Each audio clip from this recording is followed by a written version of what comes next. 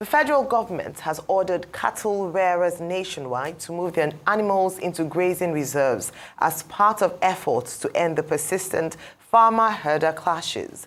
Minister of Livestock Development, Miyetti, made the call during a two-day media retreat for beat journalists yesterday in Abuja. He revealed that a roundtable dialogue had been convened with the Sultan of Sokoto, Mohammed Sayed III, and the Miyetti Allah Cattle Breeders Association of Nigeria to ensure that cows or other animals are not allowed to roam the cities and towns in search of pasture, but instead be relocated to ranches in line with efforts to bring about lasting peace. Joining us on the show to discuss the prospect of peace at last between herders and farmers and if cattle ranching is now an alternative to open grazing is Baba Othman, National President of Miyetti Allah Cattle Breeders Association of Nigeria, MACBAN. Good morning, and you're most welcome to the morning show. Thank you very much for having me. Well, thank you for joining us. I guess that many Nigerians will be excited that, the federal government has now decided that cattle grazing should be restricted to ranches. But where are those cattle ranches in Nigeria? Where are those cattle farms? We know we used to have cattle ranches in the past. Obudu Cattle Ranch, other cattle ranches. But those cattle ranches went into disuse. So you are the president of the Miyetti Allah Cattle Breeders Association of Nigeria. Now, this directive, what do you think of it? Where are those cattle ranches? Do you think that is a workable idea?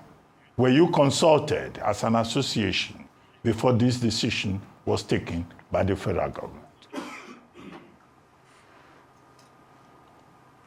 Well, thank you very much for having me, and good morning to all of you. You see, we are part of the group that agitated for the creation of a livestock ministry in the country because we have never had one before.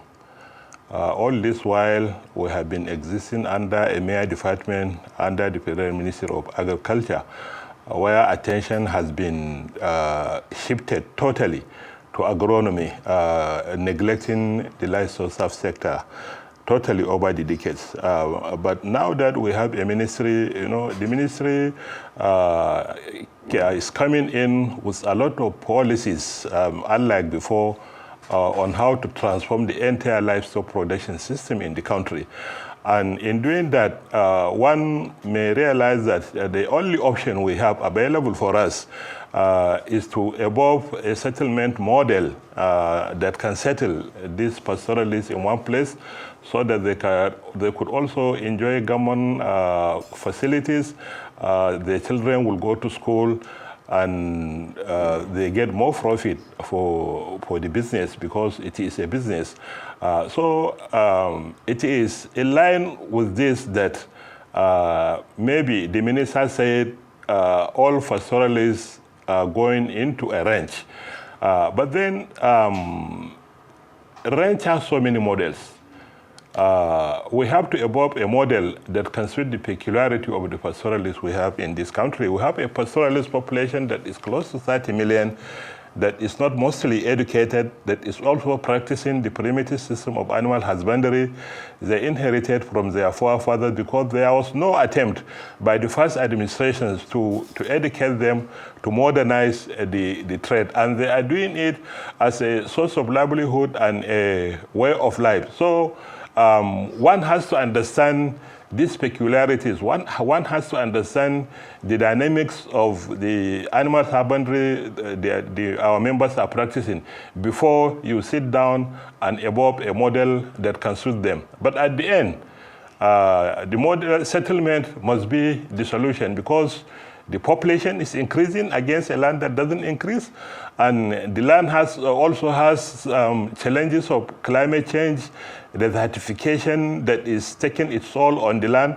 So we have to have an effective planning so that the herding and the farming can coexist peacefully as we were coexisting before. When the land was available, the population was handful, no much trouble. There was better understanding between the farmers and the herders, communication link is there.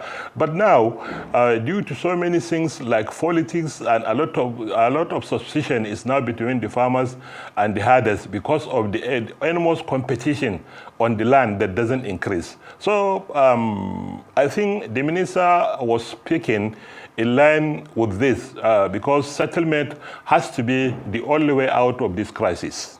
Okay, sir, just by way of summary, you were not consulted, you do not think that this model will work, and we have been...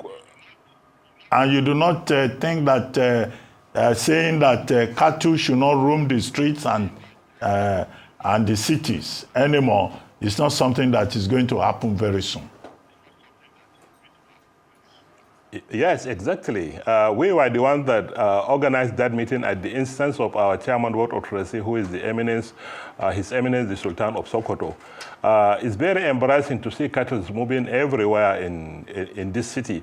That is why we called for that meeting last Friday, so that let's hear from the Abuja herders, let know what is pushing them into the city, and let's see how we can work with the Minister of Livestock, and not only the Minister of Livestock, even the substantive Minister of Education is also into it, realizing that about 80% of the out-of-school children belong to the pastoralist children. So we all collaborated with the Ministry of Education, the Minister of Livestock, with Miyetti Allah Cattle Breeder Association, to passion out ways on how we can stop this embarrassing movement of cattle within the city. We sat with them, we heard from them. We are now, the minister had directed, or that sitting had directed for a committee to be established to come out with the blueprint on how this thing is going to be addressed urgently. So we are now working on it. And we are part of everything that is livestock. Even the Livestock Transformation Committee under JEGA, we have membership. I was a member of that committee. So we are deeply involved in whatever the ministry is doing in terms of transforming the livestock subsector, in terms of addressing the livestock production system in the country for good. All right, thank you very much for this. Now, we've had farmer-herder clashes for a while. It's been talked about. A number of the previous administration as well had tried to work around this. Is this relocation to grazing reserves the solution? Is it, to what extent would it have an impact on ending these clashes? I say this because are there other things to put into consideration when it comes to ending these farmer-herder clashes? Beyond that as well, the Minister for Livestock had also said recently at an event that they were turning 417 grazing reserves to Renewed Hope livestock villages. What does this mean for MACBAN, and are you happy about this development? Let me take the second question before the first. We are very happy because whenever the minister moves, we go along with him. We visited grazing reserves. Last time we went to Plateau, we went to Wase grazing reserves. We saw how big was Wase grazing reserve. So the minister is working to convert the entire Wase grazing reserve into a ranch. That is the model we want to adopt so that a lot of water, a lot of grasses will be provided there. Schools, veterinary services, hospitals, markets will all be situated there. All the livestock value chain will be situated in a reserve so that those pastoralists who live around that reserve will totally be confined into that area without allowing their cows to go out and stray into people's farms and cause trouble. So we are really happy this is going on, and we are really happy it's going to take place across the entire country. We are combating developing the entire grazing reserves into a ranch because we cannot afford the individual ranches, because 80% of our members are smallholder farmers who cannot afford the capital-intensive ranches. So the only way out is for us to have a developed community ranch, combating the entire grazing reserve wherever they are into a ranch by providing water and grass and situating the whole livestock value chain within that particular ranch. So this is what the minister is working on, and we are supporting the minister 100% to achieve this. And secondly, coming to a question about this farmer-herder clash, the public has to understand that the farmer-herder clash is taking a turn for the worst. Because it is no longer farmer-herder now, because it is clearly becoming sheer criminality. It's becoming sheer criminality. And we are holding this perspective for these reasons. Take a look at the cattle rustling. These criminal gangs are engaging in cattle, who are engaging in farmer-herder conflict, are today engaging in cattle rustling in large scale. We are today talking of over 4 million cows lost belonging to the pastoralists, because they are the 95% owners of cattle in the country. So cattle rustling by the criminal gang is also exacerbating the conflict further. Then going to kidnapping, the criminal gang who are involved in kidnapping, they don't differentiate between the farmer and the herder. Both farmers and the herders are being kidnapped. They pay ransom on daily basis. And I always say it wherever I am, that before one personality is kidnapped, either in the city or on the road, hundreds of herders are being kidnapped on daily basis in the forest. It is an unheard story. Nobody hears about it. They sell the cow, paid ransom. So it's criminality. Then thirdly, you come to armed robbery and arms trafficking. The proliferation of arms in the country is also further increasing the violence to a very dangerous position, because arms are very everywhere. So the former farmer-herder conflict that we have been addressing for long is now metamorphosing into sheer criminality. And that is what is taking place in this country today. So my question was, is this initiative going to solve the problem? I know you've described the problem, how it has metamorphosed, but would this initiative address the problem? Now that you're saying that it's beyond just quest for land, it's now turned to criminality. Briefly, very briefly. See, the ministry that was given to us by Mr. President is an institution that is established to address the entire livestock concerns in the country, from settlement to security, to market development, to market management, and so many other things. So it's all encompassing. The ministry is going to work on everything that is livestock, and it's going to collaborate, and is collaborating with all the security agencies to see how we can work together to address the security concerns of this crisis. And we are very happy today that the security is working, because we are seeing improvement in most of the places today, because the security is working unlike before. And today there is a lot of synergy between the security agencies, unlike in the former administration where the synergy was never there. Everybody is doing something else. But today, at least, there is a unification of purpose among the security agencies, so they are working in unity to address, and we are seeing results. Okay. So the question I'd like to ask is this. We've got over 20 million cows in this country. What you are saying invariably is that Ruga is coming back. So this land that the ministry said they'll give you, the ministry does not have access over land. It is the states. Where and which states are they going to give you this land for the Ruga that you want to build? Which states have signed off? Which states? Because most of the states have open grazing laws, anti-open grazing laws. So which states have they itemized to give you land for this Ruga you're talking about?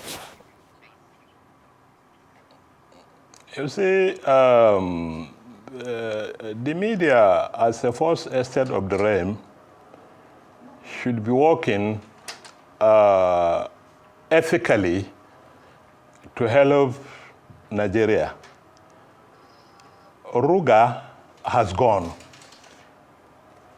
The understanding about Riga during the Buhari time was totally wrong. People painted it black and people saw it black against what it is supposed to be. So we are not talking of Riga now. We are now talking of how to develop the grazing reserves. These grazing reserves are areas dedicated by law for grazing, and they are located in the northern part of the country. About 417 of them are located in the northern part of the country. There is none in the southern part of the country. And these are areas designated for grazing, recognized by law. They are there. Nobody is taking those areas for anything if not for grazing. So these are the areas we are targeting to develop in collaboration with the state governors. We know the state governors are the custodians of land. They have powers over land. The minister cannot go into a state without consulting seeking the consent of the state governor. Right? We went to Plateau. Please, hold on. Let me finish, please. We went to Plateau. The governor received us in Plateau. The governor gave us a team. We went to Wase Grazing Reserve in Plateau to see how we can develop Wase Grazing Reserve. So saying that the governors are not involved or this is wrong, this is a solution to solve a problem, and we are trying to use the designated areas for grazing that are called grazing reserve that are covered by law for this purpose and nothing more. Okay, with due respect, I'm sure you probably did not hear me well. I just asked you a question, what are the states involved in this Ruga? I didn't say the governors are not along with you. No, I didn't say that. You are the one that said that. You have talked about Plateau now. Which other states are involved? You have said it's states in the north that they want to build this Ruga, that they were already pre-existing Rugas. So can you mention some of the states? But you said nothing of it is coming to the south. We are not talking about Ruga, my brother. We are not talking about Ruga. Ruga has gone with the Buhari administration. We are not talking about Ruga. We are talking about livestock. Is a form of Ruga. A grazing community is a form of Ruga. That's what you said just now with your mouth. It's just terminology. So why are you running away from Ruga? Any grazing community is a Ruga of some sort. Because the way the media painted Ruga in the first administration. About this new Ruga you are trying to build. Yes. These are new Rugas. So I'm saying, what are the states involved in this Ruga? You've mentioned Plateau. What other states have signed up to this new Ruga you are talking of? All the states of the north? See, when the federal government established a ministry, today I'm happy to tell you that 20 other states have keyed in to also establish livestock ministries in their states. So we are working in unity with the state governors, and it's a gradual process. It's not something that is going to take place overnight. The ministry is trying to settle now. We are now trying to address these issues gradually, the way we understand them and the way we can. So this is what is going on. Okay. So go ahead. Okay, we'll see what the developments will be. But you know that there are precedents in this regard. The ruling by Justice Thompson in 1969, AB 2666 in the High Court in Abeokuta, saying that, look, anybody who is grazing, herding cattle should protect his cattle. His cattle should not go and disturb other people. There's the Ondo Magistrate Law of 2021 that also provided restrictions. So I think where the gray area is the detail in terms of what the what the Ministry of Livestock Production wants to do. But the consensus, as you pointed out, in the southern part of Nigeria, is that those who are grazing cattle should protect their own cattle in their own area and not disturb other people. But the point about access to land is also very important. It's very central to it. 11 states in the north have said they will provide grazing reserves, but not the states in the south. But anyway, that's where we are. We'll see what happens hereafter. We'll take a short break now as we thank you for joining us.